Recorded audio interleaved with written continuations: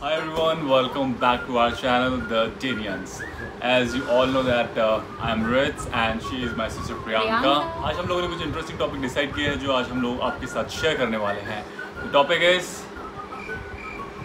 difference between Indian and Danish home. Wow, what it's going to be very interesting because हम दोनों ने experience किया है. Yes. So it will be an interesting discussion between us and और हमने सोचा कि हम आपके साथ शेयर भी करें तो आपको भी थोड़ा इंसाइट मिलेगा कि डेनिश होम और इंडियन होम में क्या क्या डिफरेंसेस हैं. तो हम लोग बचपन से इंडियन होम में बड़े हुए हैं लेकिन she is in Denmark from last 4 to 5 years and I've been in Denmark from last 2 years. तो हम लोगों ने दोनों कल्चर्स और जो डिफरेंसेस हैं वो हम लोग बहुत अच्छे से जानते हैं. So I think without wasting your time, let's get started. What do you say? Yeah, let's get into the video. Yes. So the first difference is the mattress. Is the mattress. The mattress between Indian homes and Danish homes. जो Indian home में mattresses होते हैं वो थोड़े से hard होते हैं as compared to Danish mattresses. तो डेनमार्क में जो mattress होते हैं सोने के लिए they are very soft. I mean very soft. And mattress का इम्पोर्टेंस तो आप जानते ही होंगे कि जब हम लाइक पूरा दिन थक हार के आते हैं तो दी ओनली थिंग जो हमें चाहिए उस टाइम पे इज़ बेड. तो मेट्रेस इज़ वेरी इम्पॉर्टेंट कि हम लोग रिलैक्स कर सके आराम से. सो जब मैं डेनमार्क गई थी तो मेट्रेस काफ़ी सॉफ्ट लगा मुझे डेनमार्क में. मुझे 1-2 दिन थोड़ा सा इशू हुआ था एडजस्ट होने में, बट नाउ हम इतना एडजस्ट हो चुके हैं कि जब हम इंडिया आते हैं तो हमें यहाँ का मेट्रेस थोड़ा हार्ड लगता है और हमें 1-2 दिन वापस एडजस्ट होने में लगते हैं. So yeah, that is one of the differences between. But मेरे लिए थोड़ा सा चेंज है इस पॉइंट में. मैं जब डेनमार्क में गया था तो मुझे थोड़ा सा टाइम लगा था डेनमार्क के मेट्रेस पे सोने में. बट मैं जब इंडिया आया तो I love the hard mattress one. I really love it because Denmark के मेट्रेस इतने ज़्यादा सॉफ्ट होते हैं कि मतलब आपकी बैक ऐसे हो जाती है, ऐसे मतलब आप घुस जाते हो उसके अंदर. तो मुझे वो पसंद नहीं है मुझे अपने. So the second difference is shower. India में हम लोग बकेट शावर लेते हैं. I think most of you who live in India जिनको पता ही होगा कि हम लोग बकेट और मग्गे के साथ शावर लेते हैं. That is very common in an Indian home. But Denmark में ऐसा नहीं है. वहाँ पे प्रॉपर शावर होता है और वहाँ पे बाथ टब भी होता है which is also very common in most of the Danish houses. So yeah that is another difference. I love my bucket shower. I miss my bucket shower when I'm in Denmark. हाँ यार, और अब India आने के बाद वो सब memories revive हो गई हैं हमारी बकेट शावर वाली. सो that's very interesting. The third difference is gas. I think mostly India में रहने वालों को पता ही होगा कि सिलेंडर ख़त्म हो जाते हैं और वो सब. तो यहाँ पे वही प्रॉपर अपना गैस सिस्टम है जहाँ पे हम लोग लाइटर यूज़ करते हैं और ऑन करते हैं. बट डेनमार्क में ऐसा नहीं है. वहाँ पे मोस्टली इंडक्शन होता है which is automatically connected to the electricity. Yeah, I think it's automatic electricity. Right? But यहाँ पे पहले चूल्हा होता था. जब हम छोटे थे, हम गांव में रहते थे तो हम चूल्हे की रोटियां खाते थे. उसके बाद हम थोड़ा सा शहर की तरफ आए तो वहाँ पे गैस आ गई सिलेंडर के साथ. बट अब यहाँ पे पाइपलाइन सिस्टम हो गया तो गैस डायरेक्टली आती है. लेकिन डेनमार्क में it's all together very different. It's induction there, but there is a difference of the food also, the food quality also when you make it on chula, gas and induction. I think तीनों में जो food quality होती है वो बहुत ज़्यादा different हो जाती है. चूल्हे की सबसे अच्छी होती है, उसके बाद गैस की, बाद इंडक्शन की भी होती है, but not as good as chula and gas. What do you think? Yeah, I think चूल्हे पे बना हुआ खाना मैंने टेस्ट किया है and you cannot compare it to anything else. I think that's the old traditional way of making food. So yeah, I think that's the best we can get. But yeah, I think India में तो सबको cylinder खत्म होने वाली story सबके life में 1 या 2 बार हुई ही होंगी. So yeah, that's how I remember Indian gas. So the fourth difference is the cleaning system. What do you think?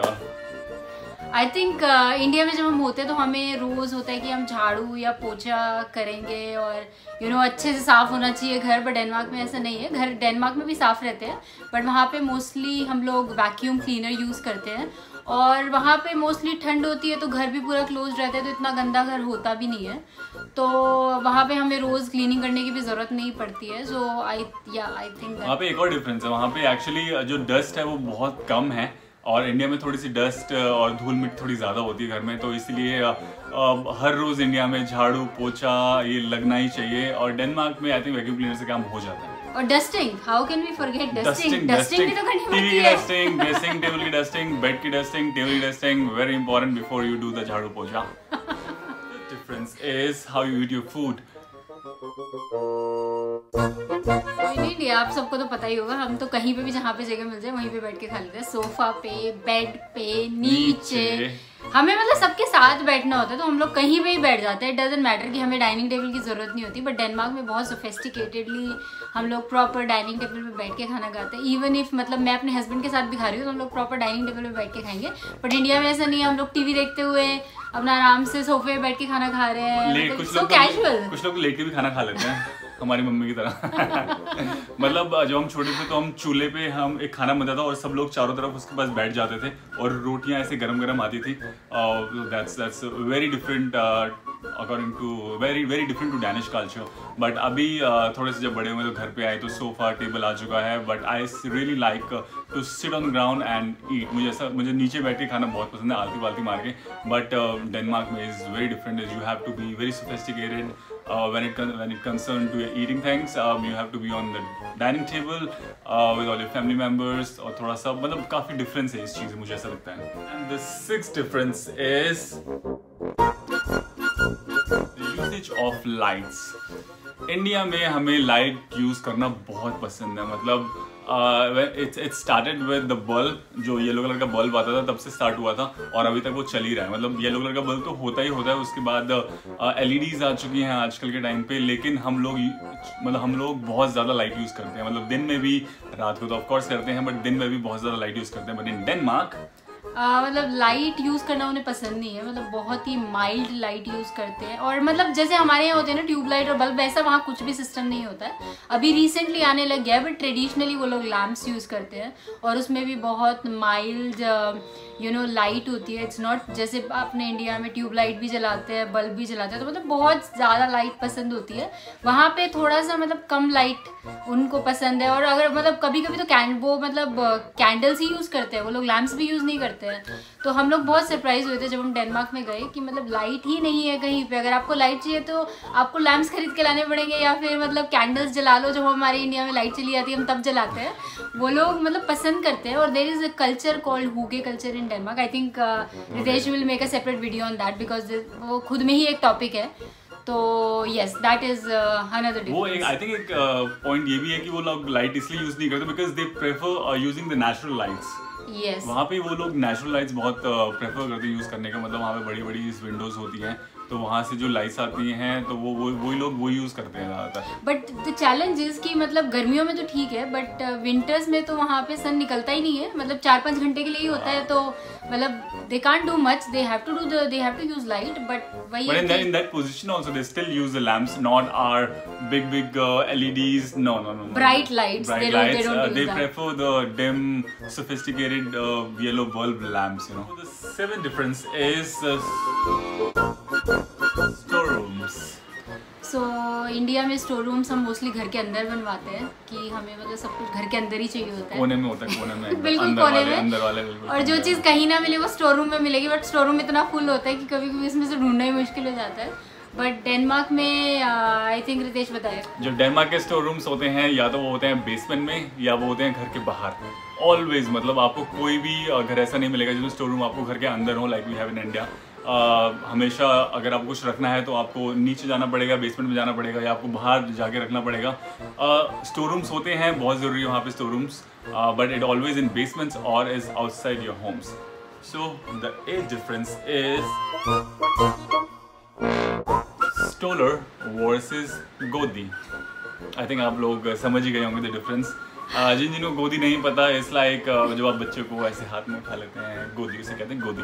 तो इंडिया में मोस्टली लोग स्ट्रोलर नहीं यूज़ करते बच्चों के लिए. They always prefer to take them in their गोदी and go if they want to go somewhere. But Denmark में they have to have a stroller. और आपको कहीं भी जाना है, सुपर मार्केट जाना है बच्चे के साथ, या आपको कहीं भी जाना है शॉपिंग करने for a walk also, they prefer using strollers. Yeah but I think India में वो कॉन्सेप्ट चल भी जाता है गोदी वाला, क्योंकि फैमिली मेंबर्स इतने सारे होते हैं कि वो टर्न्स में बेबी को गोदी में ले लेते हैं, तो उतना पता नहीं चलता. बट डेनमार्क में न्यूक्लियर फैमिलीज होती है तो उतना पॉसिबल भी नहीं. और इंडिया में एक और डिफरेंस है कि इंफ्रास्ट्रक्चर भी नहीं है. मतलब स्ट्रॉलर आई डोंट थिंक आप हर जगह पे लेके जा पाओगे, बट डेनमार्क में इतनी फैसिलिटी है कि आप स्ट्रॉलर को हर जगह पे अपने साथ कैरी कर सकते हो. They have a special lane for walking of course. तो वहाँ पे स्ट्रोलर लेके जाना it's very easy. The 9th difference is the shopping. I mean the small shoppings. In India we have people to sell things just right outside your home. We have hawkers जो सुबह सुबह आपको उठा देंगे. सब्जी ले लो, फल ले लो, फ्रूट ले लो, केले ले लो, आम ले लो, और आपको अलार्म की जरूरत नहीं पड़ेगी. आपको अलार्म की जरूरत नहीं पड़ेगी. लेकिन डेनमार्क में it's very different. If you have to buy even a small thing you have to go to super market. But I think मुझे इतना इजी लगता है इंडिया में कि मतलब आपको एक कुछ भी लाना हो मतलब घर के बाहर मिल जाता है, या घर के पास एक छोटी सी स्टोर होती है उसमें मिल जाता है.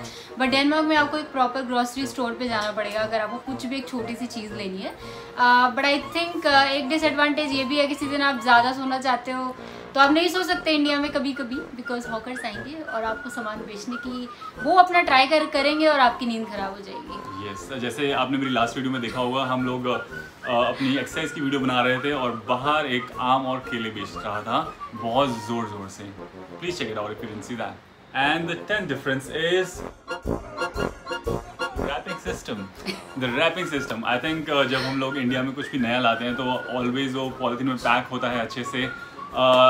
तो हम लोगों को बहुत अच्छा लगता है कि वो ऐसे ही रहे, रैप होके रहे, कि वो नया रहे. जब भी हम उसका मतलब पैकिंग उतारे तो हम मतलब उसका जो लुक है वो नया जैसा रहे. और हम लोग ट्राई करते हैं कि हम उस प्रोसेस को जितना डीले कर सकते हैं. ऑफ कोर्स जब हम लोग एक नई गाड़ी लेके आते हैं तो उसकी जो सीट पे जो रैपिंग होती है वो तब तक रहनी चाहिए जब तक वो गाड़ी 1 साल पुरानी ना हो जाए. एग्जैक्टली. मतलब हमें से कितने भी पसीने आ जाएं लेकिन वो रैपिंग पेपर नहीं उतरेगा जब तक वो खुद से नहीं उतर जाता है. मुझे अभी भी याद है जब बचपन में मैं एक साइकिल लेके आया था तो जो उसकी रैपिंग थी वो मैंने 1 या 1.5 महीने तक, जब तक वो खुद नहीं उतरी मैंने वो उसको उतारा नहीं.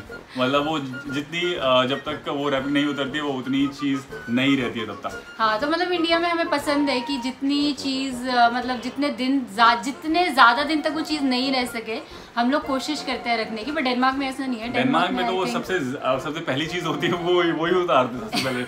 सबसे पहले वो पॉलिथीन ही उतार के फेंक देते हैं. तो हाँ, ये एक बहुत इंटरेस्टिंग मुझे डिफरेंस लगा जो हमने आप लोगों के साथ शेयर किया. Guys, thank you so much हमारी वीडियो को वॉच करने के लिए. आई होप आपको ये वीडियो अच्छी लगी होगी. अगर आपको वीडियो अच्छी लगी तो लाइक, शेयर एंड सब्सक्राइब. और अगर आपके कुछ ऐसे एक्सपीरियंस हैं जो हम मिस कर गए गलती से तो प्लीज़ आप हमें कमेंट में बता दीजिएगा. और आपके कुछ ऐसे एक्सपीरियंसेस जो आपको लगे हो कि हाँ मतलब दूसरी कंट्री में हुए हो तो वो भी आप शेयर करें. और अगर आप चाहते हैं कि हम इसका पार्ट 2 भी बनाएं तो हमें कमेंट सेक्शन में ज़रूर बताइएगा. So आज के लिए guys, lots of love, take care of yourself and be happy.